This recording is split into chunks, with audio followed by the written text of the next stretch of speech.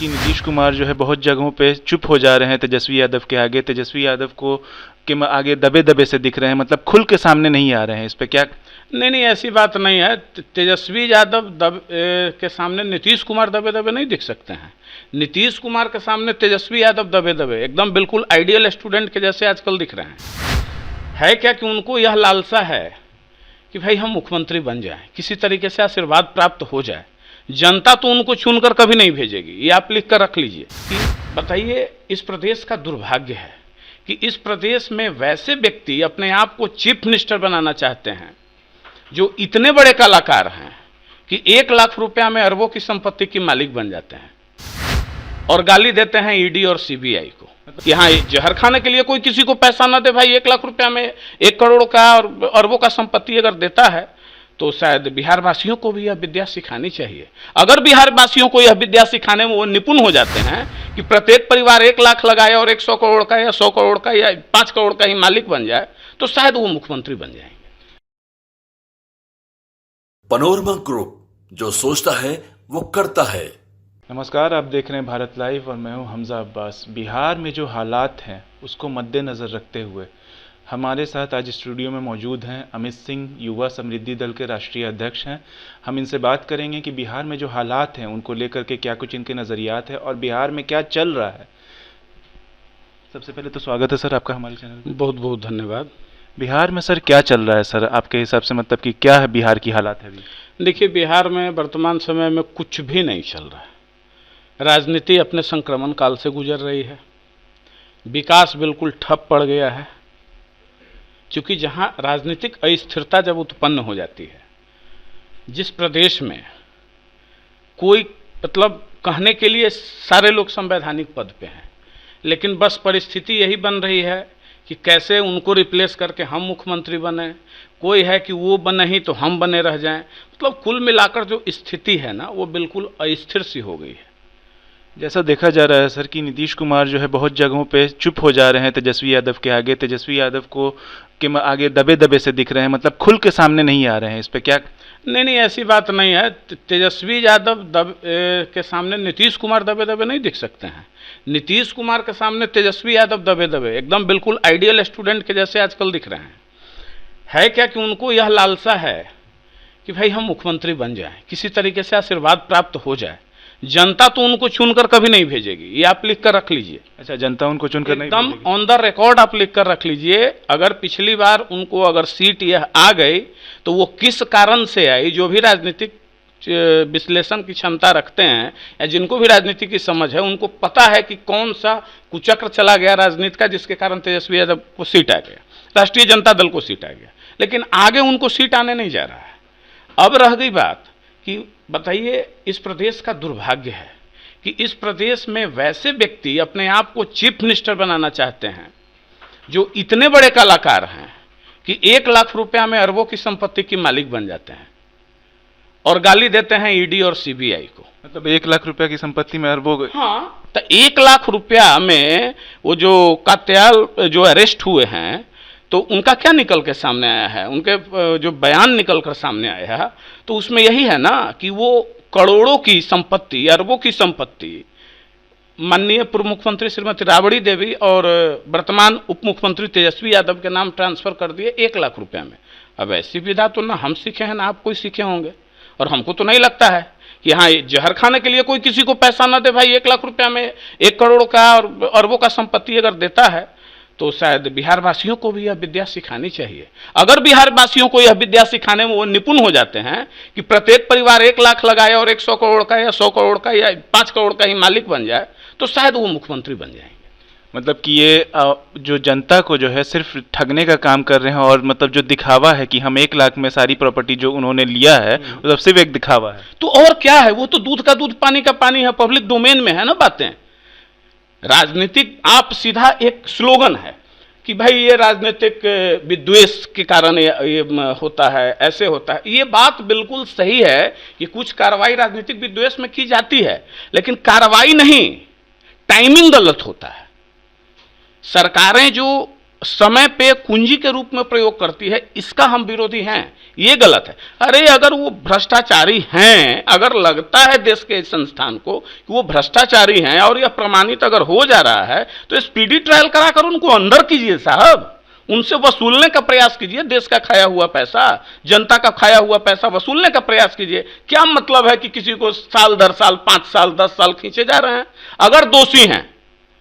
अगर दोषी हैं, आपके पास साक्ष्य आ रहा है, पब्लिक डोमेन में रख रहे हैं और ये बात कन्फेस कर रहा है अगला व्यक्ति, तो स्पीडी ट्रायल कराकर उसको कर दीजिए ना। मतलब कि बीजेपी भी कहीं ना कहीं टाल रही है इसको। यही तो गड़बड़ है ना। बीजेपी कोई दूध की धूली नहीं है। बीजेपी भी देखिए, बीजेपी का केंद्रीय नेतृत्व जिसके कंधे पे देश का भविष्य अभी है और आने वाले भी समय में जैसा दिखता है, तो अगर देश की जनता भरोसा जताती है तो कुछ करके दिखाइए ना। अब सरकार तोड़ने जोड़ने, इसी गंदे खेल में तो बीजेपी भी शामिल हो गई। मध्य प्रदेश में आज जो लोहे का चना चबाने का जरूरत पड़ गया है, शिवराज सिंह चौहान जी मुख्यमंत्री बने, कैसे बने? या अन्य कई प्रदेशों में सरकार पलटने का जो इन्होंने काम किया, तो ऐसा क्यों किए? तो यह सब उदाहरण बीजेपी से एक्सपेक्ट लोग नहीं कर रहा था, जो बीजेपी दिखा रही है। तो खैर दिखाएं, समय आएगा, समय के हिसाब से परिवर्तन होगा। जैसा देखा जाता है कि आपने नई पार्टी बनाई है सर, तो आप बिहार घूम भी रहे होंगे और जगह जगह पे वहाँ के मामलात को अच्छे से बारीकी से देख भी रहे होंगे कि क्या समस्याएं हैं जो ग्राउंड लेवल पे है सर, जो बिहार को सबसे ज़्यादा तकलीफ दे रही है। देखिए, सबसे बहुत तकलीफ देने वाली क्या बात है कि आप बिहार के किसी कोने में चले जाइए, यहां कहा जाता है कि बिजली का हो जाना, सड़क का हो जाना, यही सबसे बड़ी उपलब्धि है। ठीक है, उस काल से ज्यादा उपलब्धि अवश्य है। आदरणीय लालू जी के शासनकाल में 90 के दशक में जो बिहार में सरकार जब हुआ करती थी, तो उस समय सड़क और बिजली बिल्कुल कोहिनूर हीरे जैसे था, वह हुआ, लेकिन उससे आगे बिहार नहीं निकल पाया। कहां निकला? अभी आर्थिक सर्वे आया है, कितना सच कितना झूठ हम उस पर उंगली नहीं उठाएंगे, लेकिन जो आर्थिक सर्वे आया उसमें भी 49% 50% परिवार अगर गरीबी रेखा से नीचे है, तो क्या ऐसे लोगों को सरकार में बने रहने का हक है? क्या किए हैं आज तक? गरीबी रेखा की बात करें सर, तो देखा जा रहा है कि स्वर्णों की काफ़ी ज़्यादा माइग्रेशन हो रहा है, वो दूसरे राज्य में जा रहे हैं, चाहे काम के एवज में हो या कहीं और बसने के एवज में हो। क्या कैसे देखते हैं इसको? देखिए, सिर्फ स्वर्ण की बात नहीं है, यही गलती है। हम आप लोगों से भी ये गुजारिश करेंगे कि बिहार में अभी तक डिवाइड एंड रूल, डलहौजी जाने को चले गए, अंग्रेजी हुकूमत समाप्त हो गया, लेकिन ये डिवाइड एंड रूल नहीं गया। अब आप बताइए, अभी 75% आर रिजर्वेशन दिया गया ना बिहार में, कास्ट से ये सेंसस जो कराए उसमें 75% रिजर्वेशन दिए। एक तनिक सी बात, आम लोगों को समझने की बात है। आरक्षण के मामले में तो कह रहे हैं कि गरीब तबकों को जो है आवाज दी गई है। अरे नहीं नहीं नहीं, बहुत अच्छी बात, हम उसी पे आ रहे हैं। देश में अपना संविधान 1950 में लागू हुआ, बाबा साहब भीमराव अंबेडकर का। उस समय भी आपको अनुसूचित जाति, अनुसूचित जनजाति, दलित समाज को आरक्षण दिया गया। 1986 में पिछड़ा अति पिछड़ा वर्ग के लिए मंडल कमीशन लागू हुआ और उसमें 90 में उसको भी आरक्षण दिया गया। 1950 में देश की आबादी 86-87 करोड़ थी और आज 2023 में देश की आबादी, गणना नहीं हुआ है लेकिन लगभग 130 करोड़ के आसपास लोग मान रहा है। तो आबादी तो दुगनी नहीं हुई। यह जवाब पूछना चाहिए कि आजादी से लेकर आज तक जो पार्टी, जिस पार्टी की सरकार केंद्र में रही हो या राज्य में रही हो, क्या वह पार्टियां ऐसा कोई सॉल्यूशन निकाली, ऐसी कोई रणनीति बनाई? अगर सिर्फ यह रणनीति तय कर लिया जाता कि प्रतिवर्ष सब कार्य करते हुए 2% लोगों को हम गरीबी रेखा से बाहर निकाल लेंगे, तो शायद आज इस 75 वर्षों में 150% लोग बाहर आ गए होते। मतलब कि न केंद्र में ना ही राज्य सरकार में किसी ने भी निचले तबके के हवाले से कुछ नहीं सोचा। किसी के लिए नहीं, यहां सिर्फ बांटा गया। दलित है तो महादलित कर दीजिए, पिछड़ा है तो अति पिछड़ा कर दीजिए, उसके बाद ऊंच नीच में, हिंदू मुस्लिम में बांटा गया है सिर्फ। बताइए बिहार की विडंबना क्या है? बिहार में शैक्षणिक दर क्या है? बिहार का साक्षरता दर क्या है? महिला और पुरुष 70% तो महिला 55%, दोनों का ऑन एवरेज निकालेंगे आप तो 61% आता है। ये कितनी शर्मनाक बात है? शर्मनाक बात है या नहीं है? तो जब जिस राज्य में 40% लोग निरक्षर ही रह जाएंगे। अब आते हैं उस 75% पे। इस 75% का बेनिफिट किसको मिलेगा? जब 40% लोग निरक्षर ही हैं, वो कंपटीशन में भाग ही नहीं लेंगे, किसी नौकरी में भाग ही नहीं लेंगे, तो वो गरीबी रेखा से वो कैसे बाहर निकल पाएंगे? यानी जो 40% आज गरीब हैं, आज से 100 साल बाद भी वो गरीब ही रहेंगे। तो पॉलिसी यह लाने की जरूरत थी कि भाई आप रिजर्वेशन 75 क्यों, आप 85 दे दीजिए ना।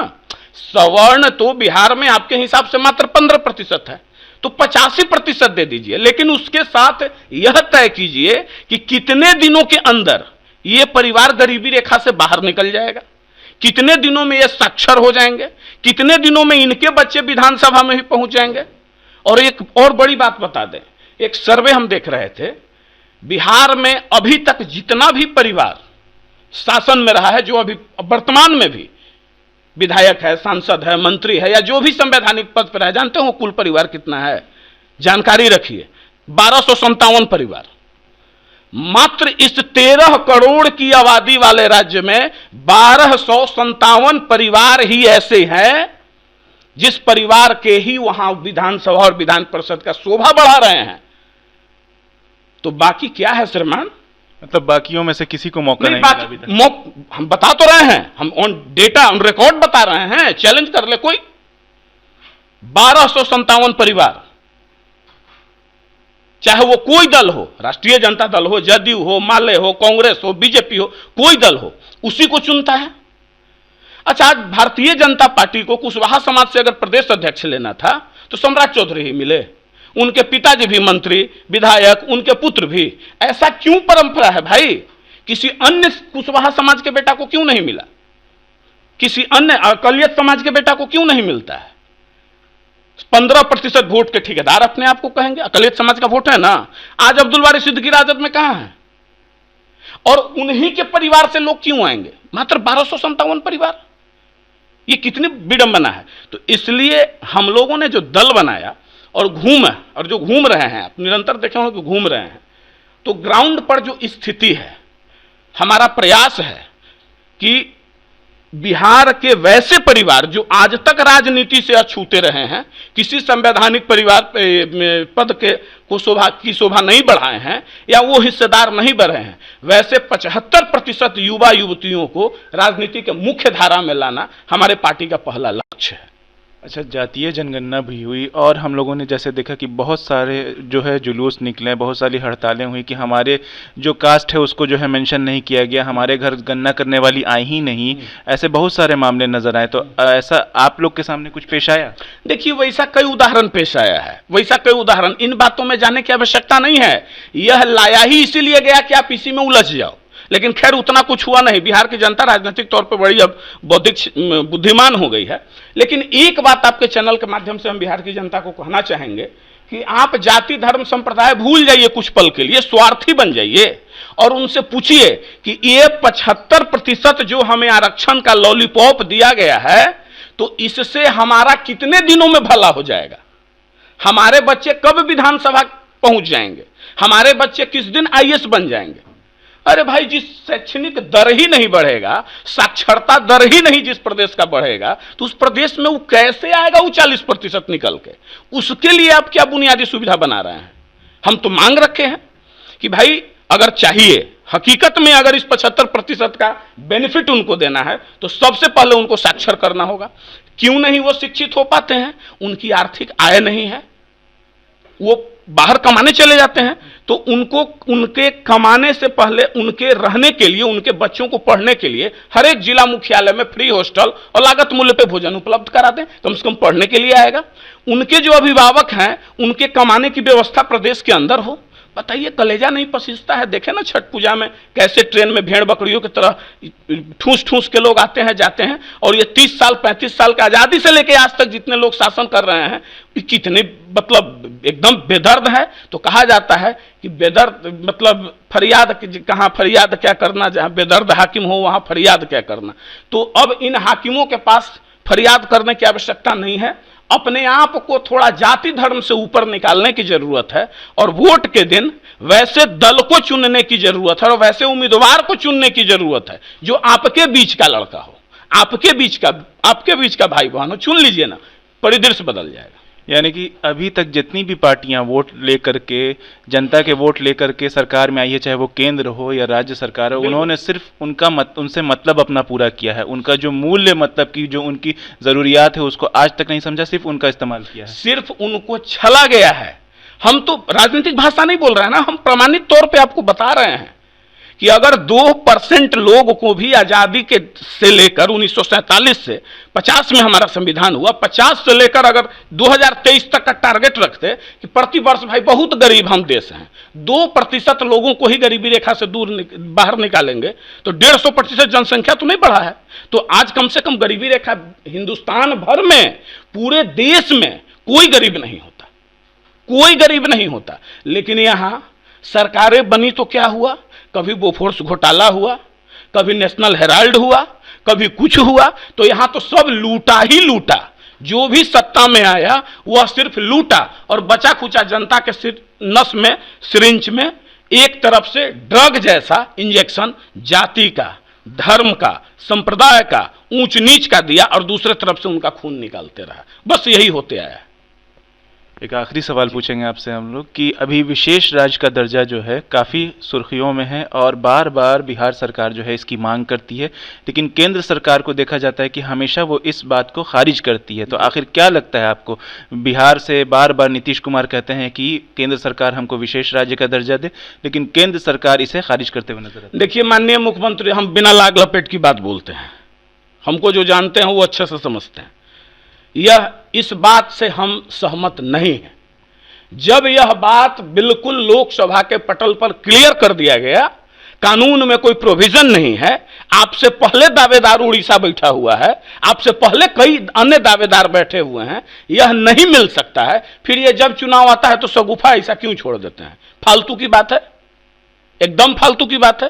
अरे हाँ, एक चीज बिहार को अवश्य मिलना चाहिए, यह माननीय मुख्यमंत्री जी को हम आग्रह करेंगे कि यह मांगिए, कहिए कि मत दीजिए बिहार का स्पेशल स्टेटस का दर्जा, आप हमको शिक्षा के क्षेत्र के लिए, स्वास्थ्य के क्षेत्र के लिए, रोजगार औद्योगिकरण के लिए डेडिकेटेड फंड दे दीजिए, इंक्लूडिंग फंड नहीं। केंद्र सरकार भी देखिए बिहार के साथ कैसे छलावा कर रही है।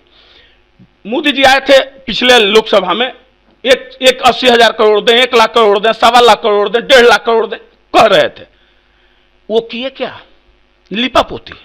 ये हाईवे गुजर रहा है, वो गुजर रहा है, एयरपोर्ट बन रहा है, ये सब हमारे भैया बिहार को क्या मिला? ये हाईवे आप अपना जीडीपी बढ़ाने के लिए कर रहे हैं। आपका माल कोलकाता से गुजरात कैसे पहुंचेगा? गुजरात में इंडस्ट्री लग रहा है, बिहार में क्यों नहीं लग रहा है? अरे बिहार के लिए एक एम्स बना, दूसरा एम्स के लिए देखे कि कितना तरीका नौटंकी हुआ। 800 करोड़ रुपया एक एम्स बनाने में लगता है, मात्र 5 से 10,000 करोड़ रुपया रख दीजिएगा तो 5 से 6 एम्स बिहार में बन जाएगा। तो यहां डेडिकेटेड फंड दे दें कि यह 50,000 करोड़ रुपया औद्योगिकरण के लिए है, उसके बाद देश के जितने उद्योगपति हैं वो प्रदेश में आए, उद्योग लगाएं और स्पेशल स्टेटस के तहत जो उनको सुविधा दी जाती है, जीएसटी में छूट, इनकम टैक्स में छूट या अदर जो भी छूट मिलता है, वो छूट इसी फंड से सरकार रिम्बर्स कर दे। देखिए औद्योगिकरण क्यों नहीं होगा? लेकिन यहां करना किसी को कुछ नहीं है, न केंद्र की सरकार दूध की धुली हुई है, न राज्य की सरकार है। बहुत मामले में तो राज्य का अपना रिसोर्स ही नहीं है, बिहार सरकार करेगी क्या? लेकिन हम यहां भी मुख्यमंत्री जी से आग्रह करना चाहेंगे कि पेंट पॉलिश वाला काम बंद कराया जाए। बिहार की जनता थोड़े दिन और जाम में चल सकती है, लेकिन 5-5 हजार करोड़ का एक फेज का मेरिन ड्राइव बनाने का क्या मतलब? 5,000 करोड़ रुपया का डेडिकेटेड इंडस्ट्री के लिए फंड बना दीजिए। नहीं बनाए केंद्र सरकार एम्स, मत बनाए, आप लगा दीजिए ना। आप एम्स जैसा बिल्डिंग 6 को खड़ा कर दीजिए। केंद्र की मजाल होगी कि नहीं चलाएगा उसको? अरे आप खड़ा कर दीजिएगा तो वोट मांगने आएंगे। अगर माननीय मुख्यमंत्री जी बिल्डिंग खड़ा कर देते, हॉस्पिटल बना देते, कहते कि अब चलाइएगा, चलवाइएगा या नहीं तो बिहार में घुसने भी नहीं देगी बिहार की जनता, वोट तो दूर की बात है। तो करना किसी को नहीं है, सब अपनी उल्लू सीधा करने में। और माननीय मुख्यमंत्री जी के बारे में अब बहुत कहने की आवश्यकता नहीं है। देखिए एक बात तो सत्य था कि लालू राबड़ी के शासनकाल से निकाल के बिहार को बहुत ऊंचाई तक ले गए, लेकिन इधर के दिनों में धोखा, बिहार को गर्त में ढकेलने की पटकथा भारतीय जनता पार्टी ने ही लिखी है। ना ही नीतीश कुमार के साथ चिराग पासवान को आगे करके धोखा किया जाता, ना ही नीतीश कुमार एनडीए से अलग होकर पाला बदलते, और ना ही आज ये बिहार का हालात उत्पन्न होता। मतलब कि इन लोगों ने, इन बीजेपी और जेडीयू ने आपस में ही अपनी जो ताल्लुकात को खराब किया है, एक दूसरे को धोखा देकर। बिल्कुल बिल्कुल, अरे ये तो सर्वविदित है, हम कोई वायस होकर नहीं कर रहे हैं, ये सर्वविदित है, सब जानता है कि चिराग पिछले विधानसभा चुनाव में क्या हुआ। चिराग पार्टी से कौन कौन उम्मीदवार थे जो बीजेपी के कैंडिडेट थे, उनको जाकर जदयू के सीट पर लड़वाया गया, जदयू के उम्मीदवार को हरवाया गया, यह धोखाधड़ी की गई। और उसके बाद तभी इसी परिस्थिति में नीतीश कुमार अलग हुए, नहीं तो बिहार का शासन तो ठीक ही चल रहा था। और यह बीजेपी क्यों की, यह भी जानिए। क्योंकि बीजेपी को अगर इस बार लोकसभा में जवाब देना पड़ जाता कि जब केंद्र में भी आपकी सरकार और राज्य में भी डबल इंजन की सरकार जब हो गई, तो बिहार का विकास क्यों नहीं हुआ, यह जवाब तो बिहार की जनता पूछती। यह ये सोचे कि पूछने से पहले ऐसा कर दो कि हम फिर कहें कि भाई हम तो दूध के धुले हुए हैं, हम आ गए अलग। लेकिन बिहार की जनता चलिए चुनाव में आपसे पूछेगी कि आप भी दूध के धुले कैसे हैं उस काजल की कोठली में। अगर नीतीश कुमार जी गलत थे तो 18 वर्षों तक हर कीर्तन गा रहे थे उनके साथ, 15 साल क्यों हर कीर्तन गाए। आप इतने दूध के धुले थे तो छोड़ देते, क्यों नहीं बिहार विकास किया। आप अपने शासनकाल का विकास का डेटा दीजिए, कितना एम्स बना बिहार में, कितना मेडिकल कॉलेज, कितना हॉस्पिटल, कितना इंजीनियरिंग कॉलेज बना केंद्र की योजना से, बताइए। कितना इंडस्ट्री लगा केंद्र की योजना से। एक इथेनॉल का प्रपोजल दिए 100 प्लांट लगाने का, जिसको घटा के 30 कर दिए, अब वो भी नहीं लग रहा। तो अब हम आपसे यही जानना चाहेंगे आखिरी बात कि बिहार जो है आखिर किस तरीके से जो है तरक्की की तरफ जाएगा, आखिर जो है इसको कैसे, जो इसकी बुनियादी जो चीजें हैं उसको पूरा किया जाएगा। बिहार का तरक्की का मात्र पहला सीढ़ी जो है ना, पहली सीढ़ी, ये जितने हैं पुराने राजनेता 1974 वाले बैच वाले 80% और प्लस उनके साथ पले बढ़े, इस सबको रिप्लेस करना होगा बिहार की जनता को। एकदम अपने बीच के सामान्य साधारण परिवार के लड़के को लाना होगा, जिसको यह दर्द पलायन का, जिसको भूखमरी का, जिसको बेरोजगारी का, जिसको इलाज न मिल पाने में परिजनों को खोने का दर्द जो झेला है, उसको पहले चुनकर लाए। एक ईमानदार सरकार बनानी होगी, तब जाकर बिहार का कल्याण होगा। ऐसे नहीं हो सकता है। अगर जात पात, ऊंच नीच, धर्म भेदभाव में बटे रहेंगे, लिख कर रख लीजिए, आज क्या 1000 वर्ष में भी बिहार का विकास नहीं हो सकता है। अगर वैसे जैसे जो कुचक्र ये लोग रचे हैं और इस कुचक्र का अगर साथ जनता दे देती है तो कभी नहीं भला हो सकता।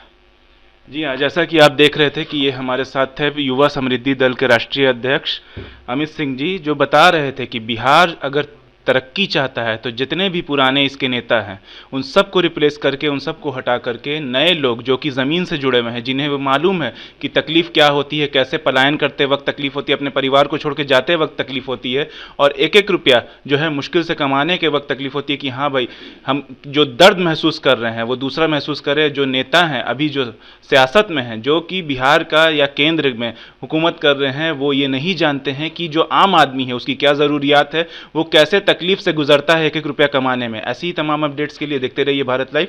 शुक्रिया। पनोरमा ग्रुप, जो सोचता है वो करता है। अगर ये वीडियो पसंद आई और वह बिहार के राजनीति और बिहारियत से सरोकार रखेनी तो सब्सक्राइब बटन दबा के चैनल के सब्सक्राइब कर ली। ओजे एगो घंटी बा, ओकरा बटन दबा देला से कुल सटीक और मारक खबर रुआ मुफ्त में मिल जाई। अगर रुआ पत्रकारिता के हमनी के नया प्रयोग में सहयोग कर चाहतानी तो ज्वाइन बटन दबा दी। पेटीएम नंबर नोट कर ली 9386816700। धन्यवाद।